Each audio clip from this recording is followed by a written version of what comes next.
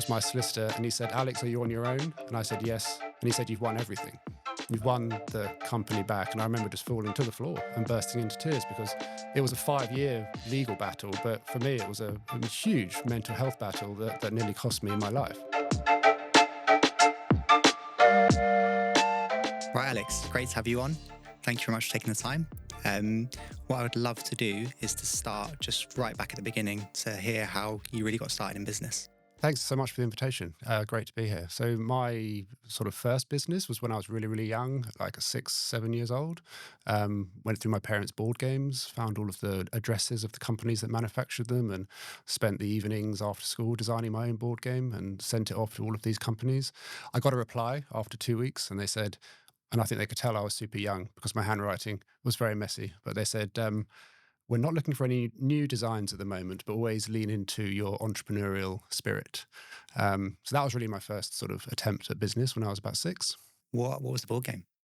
It was similar to like Snakes and Ladders, probably too similar, actually. That's probably why they might have rejected it. But yeah, similar to Snakes and Ladders in a way. Awesome. And then the journey with UNILAD and LADbible, how did that kick off? Yeah, so you're sort of fast forwarding to 2010 when I was 20 at university. Um, it was I went to my first lecture when I was in Oxford Brookes University. Very anxious. I had my first anxiety attack in a classroom when I was 7 years old. That kind of situation really made me anxious. And I remember when I was really young, the teacher pointed at me in the classroom and said, "Alex, do you know the answer to this question?" And I felt my heart rate accelerating, and I stood up abruptly and ran out of the classroom and found someone in the corridor. And I said, "Please call an ambulance. I'm having a heart attack." And the paramedic arrived and reassured me that I wasn't having a heart attack. I was having my first anxiety attack at that super young age.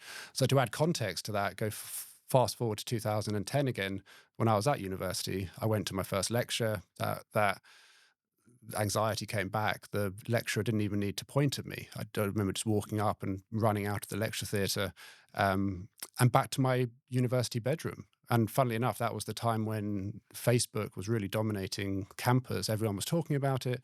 And something happened. So there was like 15 businesses I had started and abandoned through in between that first board game and discovering social media. But something with Facebook really activated this hyper focus is the word I would use now. I remember just going completely all in on Facebook. That was the year I started UNILAD in 2010. I was just completely obsessed with it, understanding what the algorithms wanted. I remember hearing people in the supermarket and in the pub saying, have you seen UNILAD? There was quite a buzz around campus. And then I got an email from one of the UK's largest pizza companies offering me an amount of money to be promoted on the page. And I did the quick sum in my head. I thought, if I somehow conquer this anxiety and graduate and get a degree, what this pizza company has just offered me is more than I will get in my first year as a graduate. And I impulsively left university the next week and went back to my parents' house to continue to grow UNILAD. Amazing. And am I right in thinking there's a girlfriend element to this story or a breakup at some point that spurred it on in the first place? Yeah, gosh. I mean, we can. Yeah. Yeah. So interestingly, I mean, if we can, I was really sort of lost in my second year of university. My first year of university, I started this.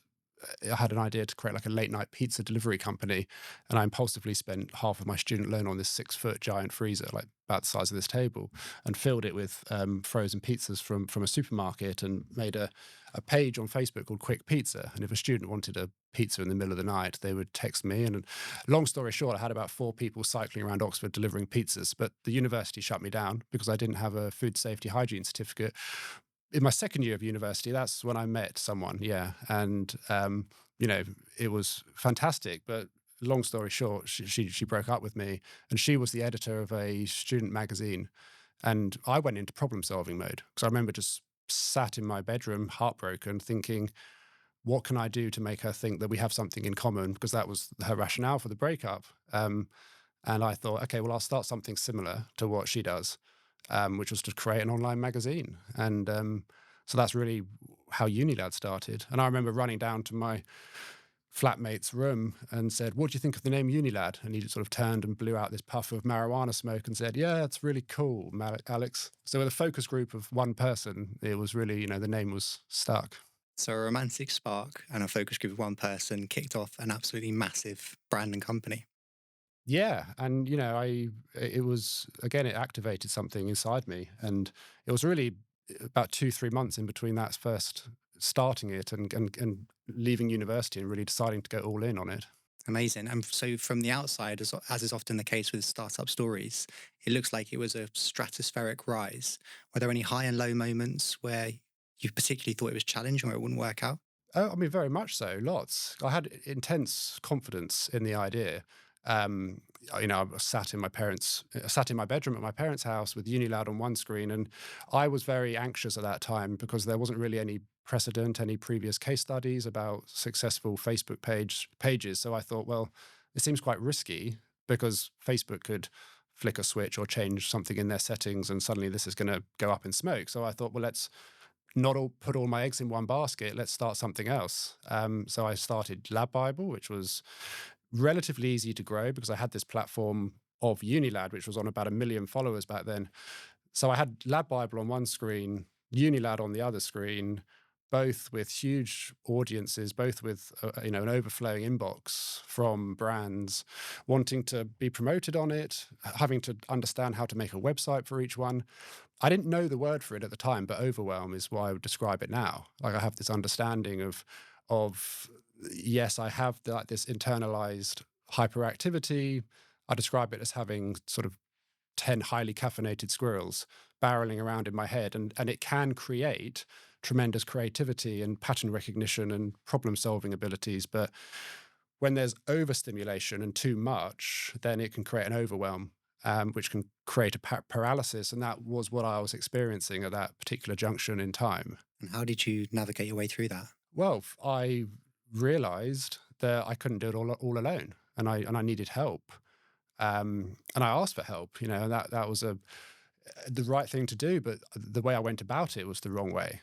I met two people, and we were going to go into business together. This is just Unilad. And I remember when I met these two people in Brighton, that my intuition was screaming at me, telling me, do not trust these two people. These two people do not have your best interests at heart. They're not on your side.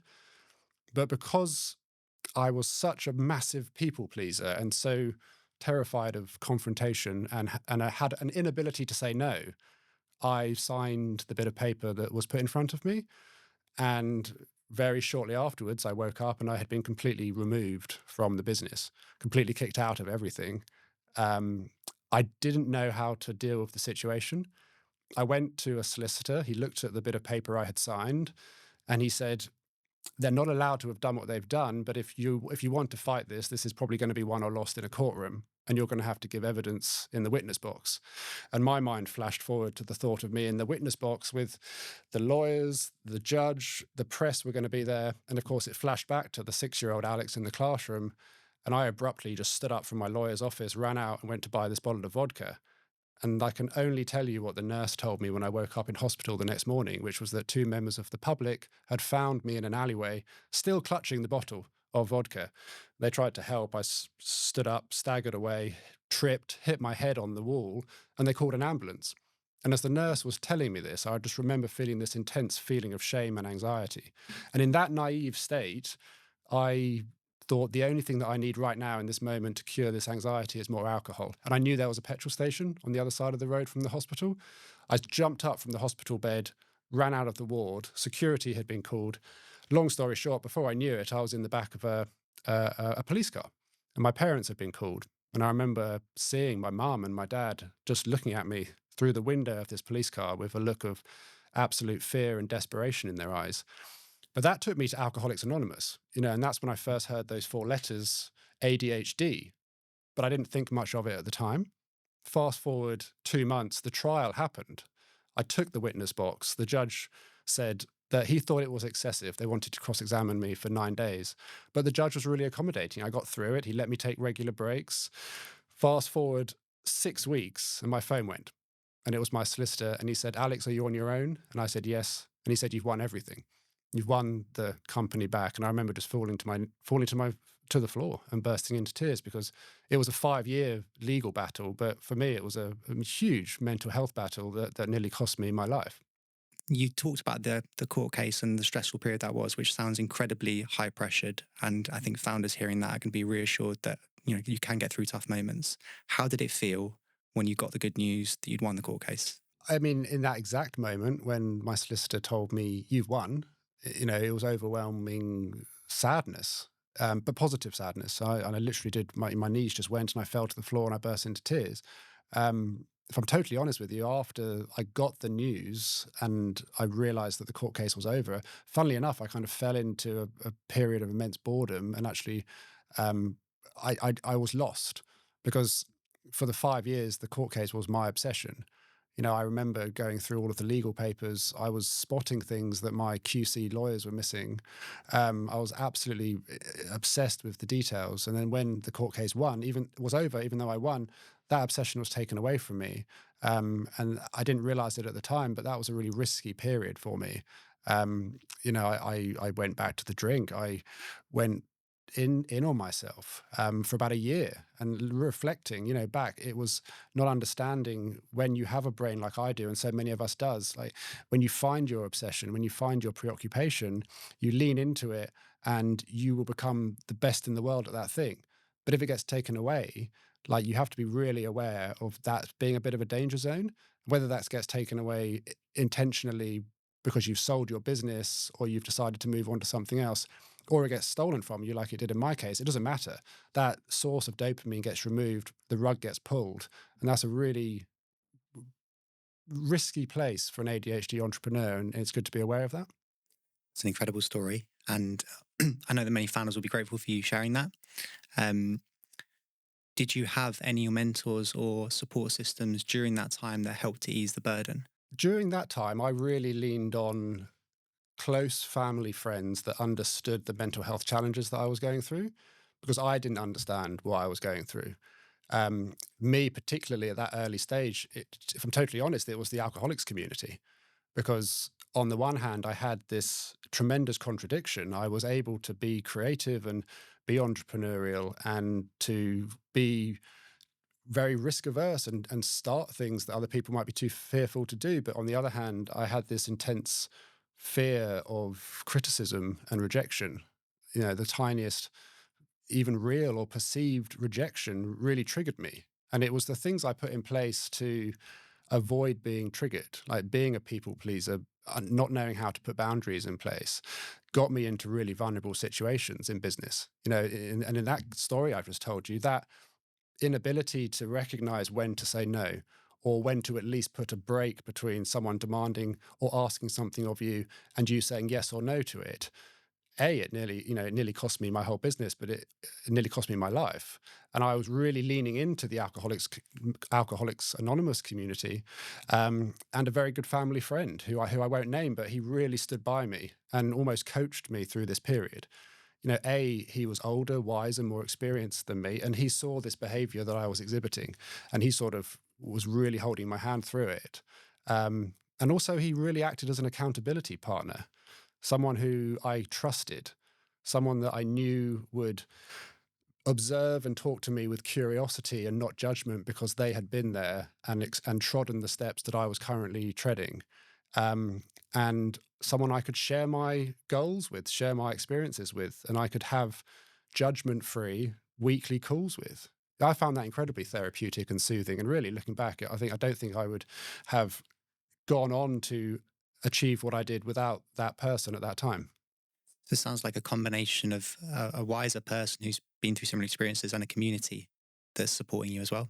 Oh, absolutely. Yeah. I mean, I think the whole, you know, talking to someone who's been there and done that and has learnt the lessons that you will learn the hard way if they weren't in your life. I think it's fundamentally important, because there is huge value to be had in walking the path yourself and making little trip ups and understanding what works and what doesn't. But when you are dealing with a brain that is more susceptible to serious mental health issues, if you don't understand it early, then having a mentor, having someone who understands it more than you do at that stage, can be life saving. So, thinking back to the younger you when you were first starting out on the journey, is there anything that you would say to yourself now that would help make that journey slightly better? Intentionally celebrate every single win as they happen. because I have a tendency, I'm always living in the now. Like I'm either in the now or I'm in the not now. So I do stuff, I do a lot of stuff, and some of it works, some of it doesn't, but I'm always, whether it works or not, whether it's an accomplishment, I don't feel any sense of accomplishment. It's just a relief that it's done. And I'm on to the next thing. So I don't intentionally store the achievement at that stage. I don't store that evidence in my subconscious that I am capable to do the thing. And when someone asks me to do that thing again, I'm the right person. And I didn't used to do that. And that created this huge feeling of inadequacy, like I'm not the right person to do the thing that person's asking me to do because I'm really suffering with imposter syndrome. So I think going back, I would, and and the anxiety that that caused. Um, that's the main bit of advice I would give my younger self: is at every juncture of success and achievement, like stop and pause, go out for dinner with someone, write it down, really reflect, store that accomplishment and a self ability. And so you can build up this evidence in your subconscious that you are capable. So when the time comes to do that task again, you have that evidence to draw on, and you know that you're the right person to do it. And you've touched upon a few things there around anxiety and ADHD, and mental health for founders is obviously a big issue at the moment. What do you think can be done to make it a more safe topic to talk about for other founders and to open up? I think really on the topic of ADHD, I got my ADHD diagnosis 2 years ago, and I Googled what is ADHD because I was fascinated to understand what I was being diagnosed with, and it said that ADHD is a struggle with organization, struggle with attention, struggle with impulsivity. It was all struggle, struggle, and more struggle. But from my experience, and actually speaking to so many other entrepreneurs who have ADHD, when you understand it and you can really put things in place to mitigate some of the struggles, ADHD can also be creativity and pattern recognition and being great in a crisis and being able to zoom out and see the big picture and spot details that other people miss. It's having tremendous intuition, being able to spot when someone's not being genuine, which, by the way, is a really handy tool to have when you're at a negotiating table. It's being fearlessly relentless. It's being calm in a crisis. It's being entrepreneurial. All of these things make someone a tremendous asset to the world, to the workplace, and to the world of entrepreneurialism.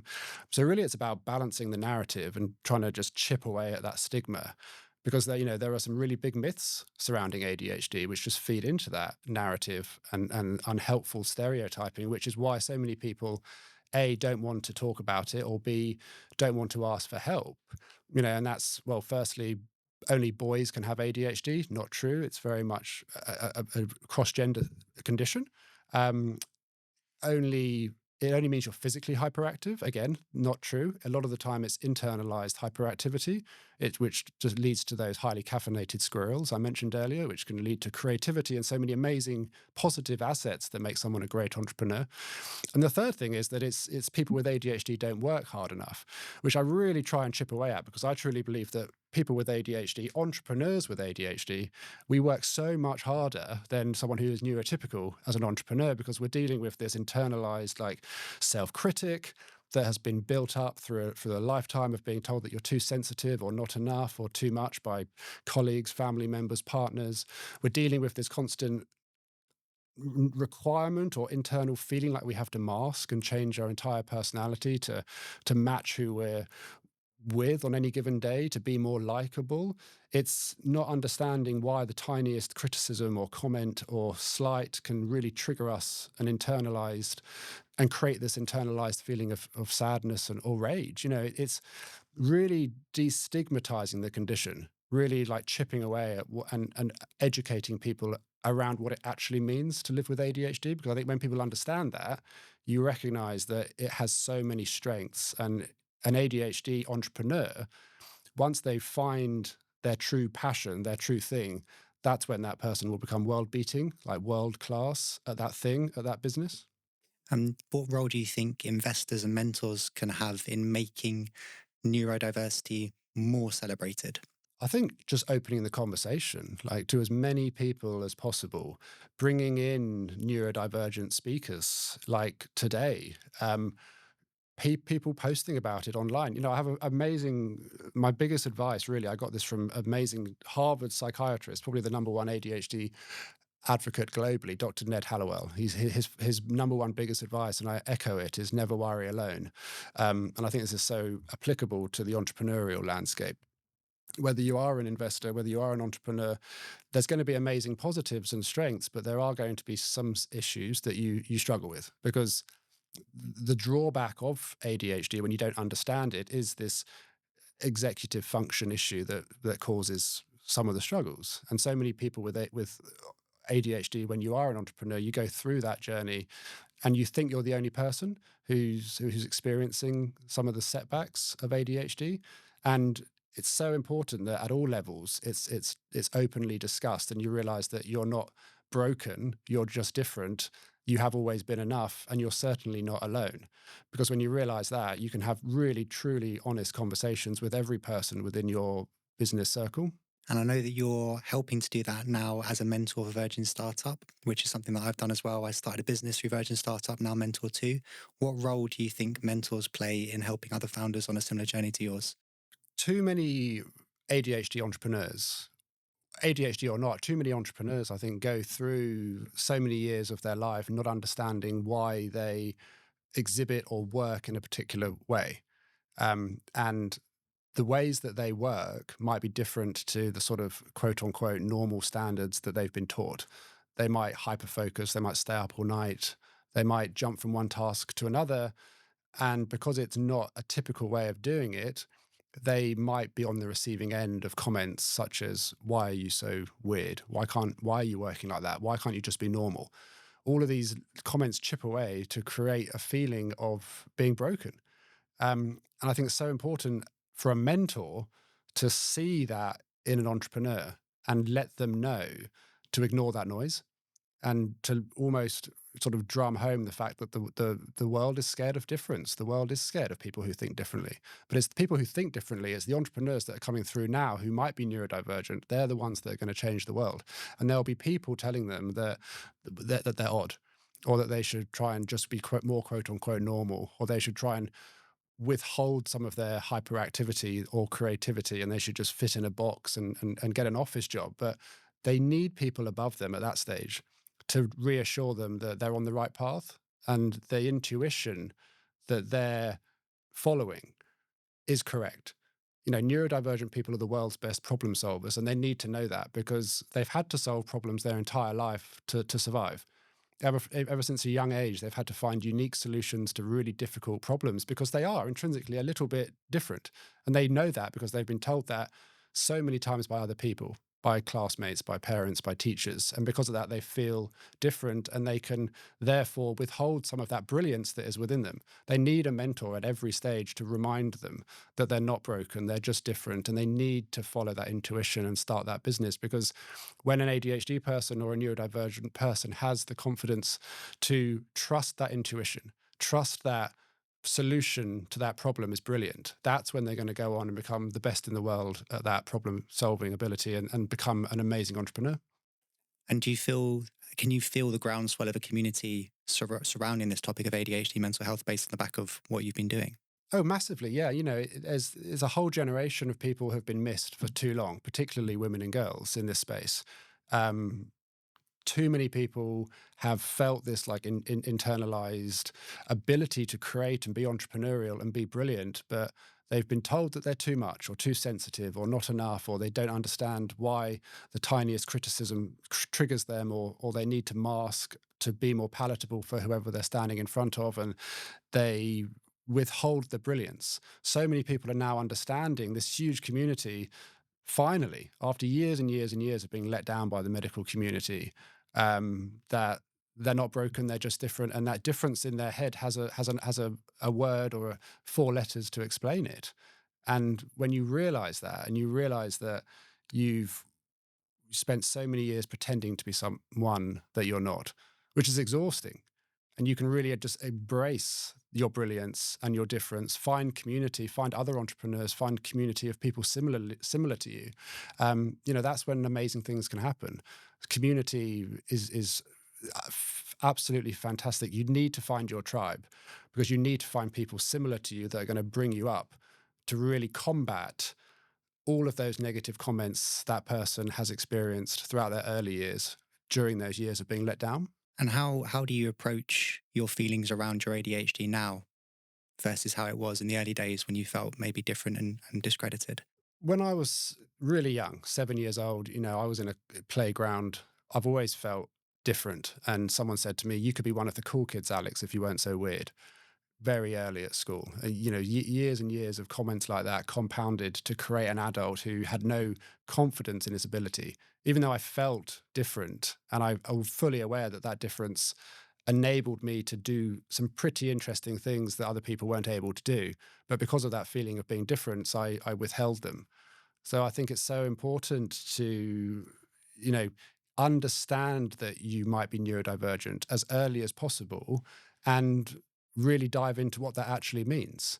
And the earlier you do that, the sooner you can avoid some of the really horrible comorbidities that come with undiagnosed or unaware ADHD. We see people with ADHD when they're not aware that they have a brain that operates slightly differently. We see higher rates of anxiety. We see higher rates of depression. We see higher rates of really dire outcomes. When the sad reality is if you would reach the criteria for an ADHD diagnosis, but you don't know that you have ADHD, you're 4 times more likely to take an attempt on your own life. That's the reality of undiagnosed ADHD, and the difference it makes when you get a diagnosis or you become aware of being different. And then you can start the journey of building your self-awareness, really understanding what is you and what's a coping mechanism, what's actually your intrinsic motivations and core values, and what's part of the mask. And when you have a better definition of who you really are, then as an entrepreneur, when things come into your now, when things come into your present, you can have a much better understanding of whether or not that thing is a good fit for you and whether you should say yes or no to that opportunity. And when you start saying yes to things that are a better fit for you, then you're going to be much more likely to not abandon it, not abandon that business, not leave that job after 2 weeks, not leave that relationship after the honeymoon period has passed. Because a trail of that cycle, that starting and stopping, that boom and bust, that creates this feeling of low self-esteem. But when you get the understanding that you have ADHD and you start making decisions that are a true alignment to who you really are, then you make better choices. And that's such a powerful tool. An ADHD person who is self-aware, they make the best entrepreneurs in the world because they make better choices. They can then access that hyperfocus, that ability to problem solve, see solutions that other people can't. And they're the people that go on to become world beating and world class at that business. And when you're talking about finding that fit and having the self awareness, are you doing that based on a feeling now, or is it a rational calculation of what the right fit is based on your self awareness? So I think I'm at a stage in my journey where I have a very good understanding of who Alex is, but still, I still have a lower base level of dopamine because I have ADHD. So when something does come into mind now, whether that is a new project or a new hobby, it still is very easy for me to get very excited about that thing, buy the domain, stay up all night, design the logo, go all in. But I'm very conscious of that boom and bust cycle now. So when something does come into my now, I put it on the metaphorical ideas shelf. I don't impulsively buy the domain straight away, because if I do, it's going to go in the graveyard of domains, probably. But I put it on the metaphorical idea shelf. That I adopt the 24-hour rule. And if it's still pulling on my interest strings after 24 hours, then that's a pretty good indicator to me that it is a better connection to what Alex actually wants. And then I act on it.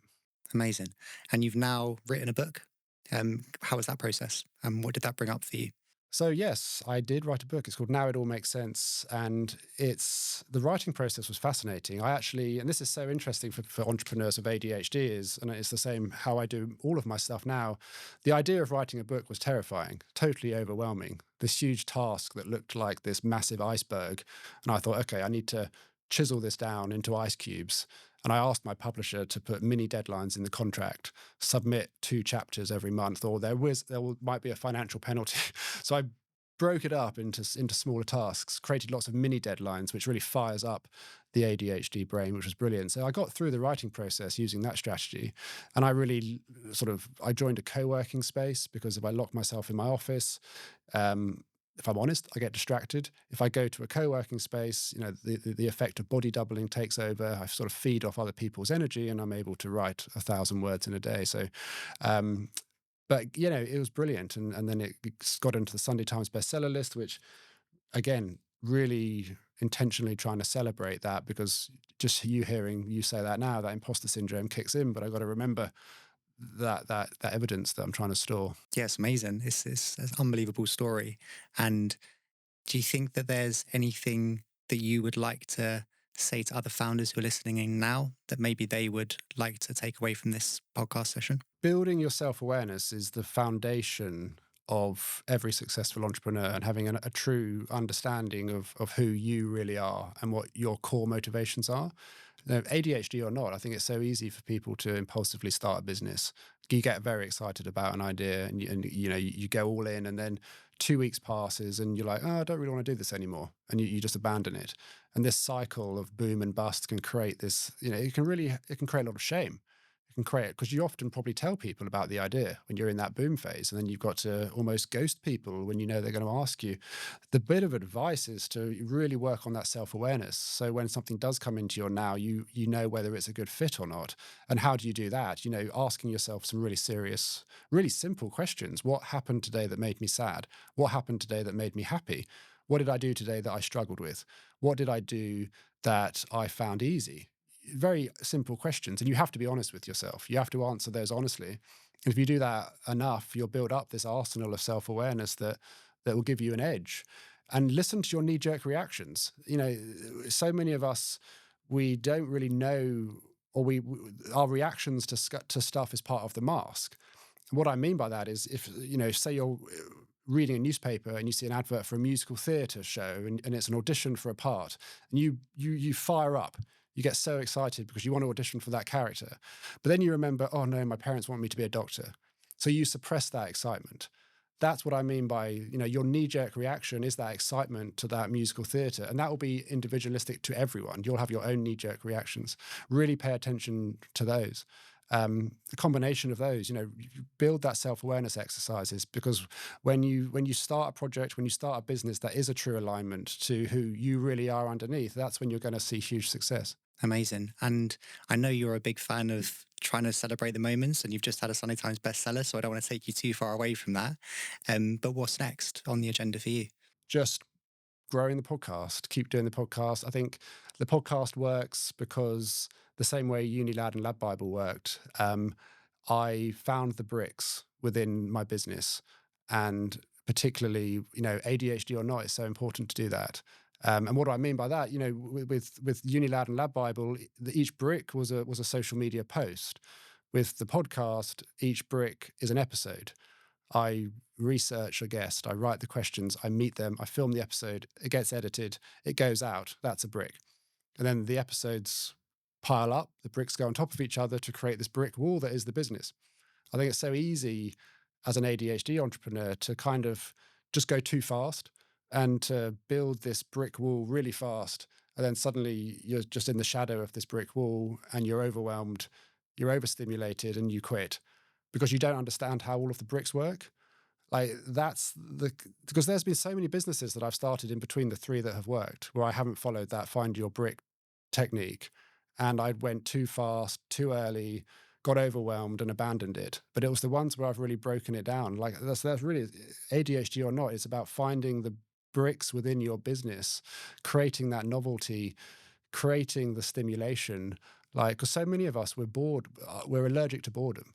And it's how do you create that novelty within your business? And I think really breaking it down into individual bricks is a really key point. Absolutely love that. If there's one thing I'll take away is find your brick. So thank you very much, Alex, and look forward to speaking again soon. Thank you so much.